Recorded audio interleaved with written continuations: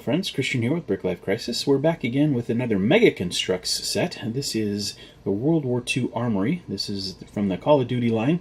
It consists of 76 pieces, including 2 micro action figures, and is recommended for ages 10 and up. Let's go ahead and crack it open and see what it's all about.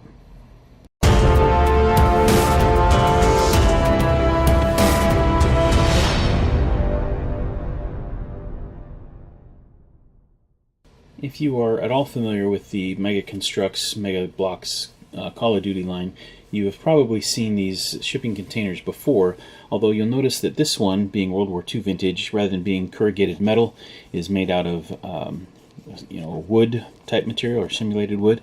And on the back, you can see we have an alternate build with the inside of a trench, which is pretty slick, and I'm looking forward to building that. So let's go ahead and get started. Alright, here we have the primary build for the World War II Armory. As you can see, we have that shipping container. There's a little thing of sandbags with some barbed wire, a table, and 2 micro action figures. Let's go ahead and take a look at each of these pieces individually, and then we'll do the secondary build. Okay, so starting with the shipping container, you can see we've got a nice logo here. Looks like for paratroopers. Strangely, they show a grease gun there, but that is not one of the weapons included with this set. But not that big a deal, I suppose.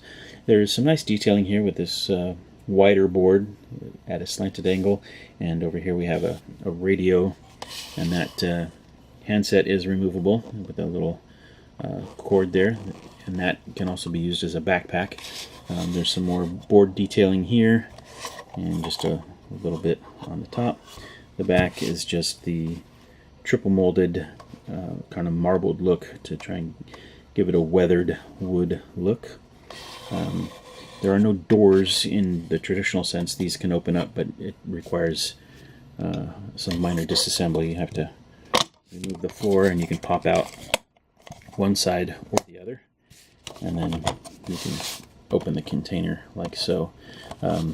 The other containers, the more modern ones, are split down the middle, and the doors can open outward like that. But this is the World War II era shipping container, and in a moment we'll take a look at the secondary build, which I think is even more exciting. And here we have just a very little bit of cover. We've got some barbed wire up here around these posts, and then just 3 sandbags. Nothing terribly exciting here. They are dual molded. There's some kind of brownish gray specks inside that light tan sandbag material, so that just gives a little bit of extra authenticity. After that, we have this little brick built table, basically made up of 2 sort of modified plates there, and then just some little arms and stuff to make up those table legs, and that's where they can lay out their plans and come up with some strategy. These are micro action figures from Mega Construx, formerly Mega Blocks. As you can see, these are World War II era soldiers. One of them has a sniper rifle, the other has a shotgun.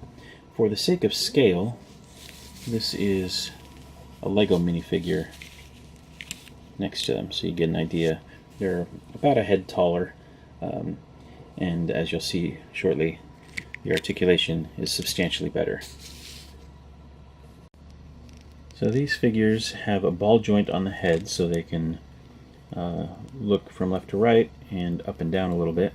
They're on a ball joint at the shoulder, so they can rotate all the way around, as well as splay up and down like that. They are on a ball joint at the elbow, so they can rotate as well as bend.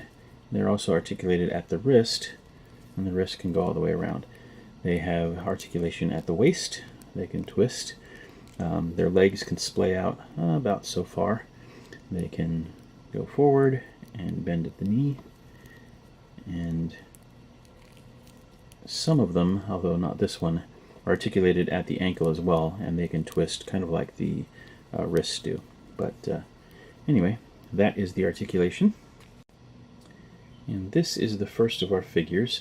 As you can see, there's some nice net detail that is molded into the helmet. The shirt and pants are kind of that olive drab green, but there is some a dual molding there where you've got some speckles of other darker greens just to give it some texture.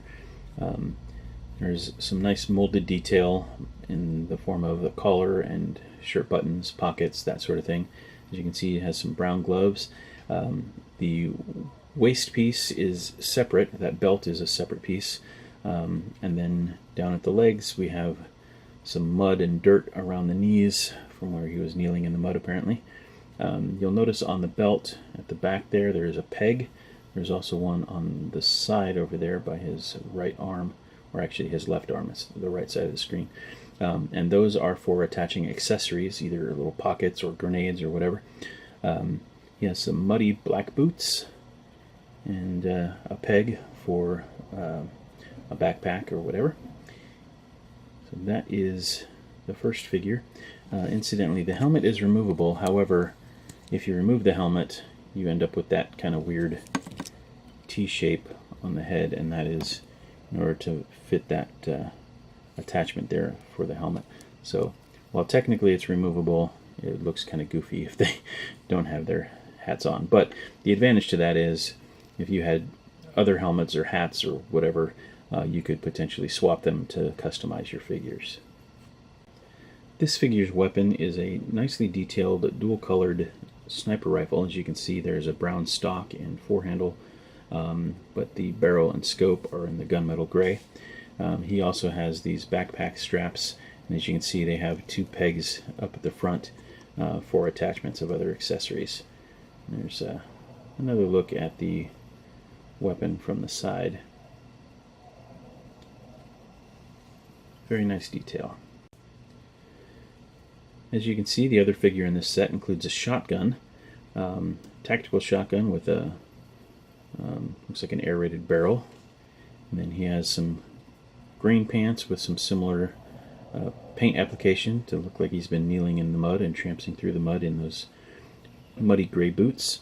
His shirt is brown, and as you can see, he also has some backpack straps. We are using one of the pegs for that grenade there to be attached. Alright, here we have our secondary build. This is a proper diorama. I really like this quite a bit.